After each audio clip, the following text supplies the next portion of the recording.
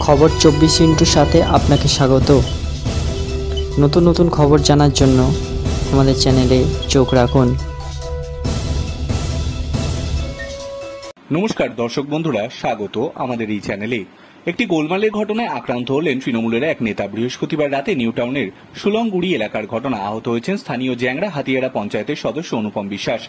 তার মাথায় লোহার রড দিয়ে মারা হয়েছে বলে অভিযোগ। পাশাপাশি কপালে আগ্নেয়াস্ত্র ঠেকিয়ে ভয় দেখানো হয় বলেও অভিযোগ উঠেছে। ঘটনার তদন্ত শুরু করেছে নিউ টাউন থানার পুলিশ। তবে শুক্রবার রাত পর্যন্ত এখনো পর্যন্ত কেউ গ্রেফতার হননি।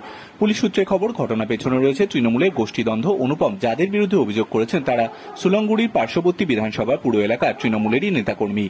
দুই তরফের মধ্যে অনেকদিন ধরেই নানা বিষয় নিয়ে রেষারেষি চলছে। অনুপমের আরো অভিযোগ, তাকে মারধরে যুক্তের বেআইনিভাবে সিন্ডিকেট চালান।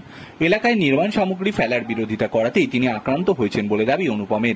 তিনি বলেন, ঘটনার সূত্রপাত বুধবার রাতে। ওই রাতেই নির্মাণ সামগ্রী ফেলার বিরোধিতা করেছিলাম। একজনের পক্ষে দাঁড়াই আমি। তার জেরে বৃহস্পতিবার রাতে আমার ওপর ওরা চড়াও হয়।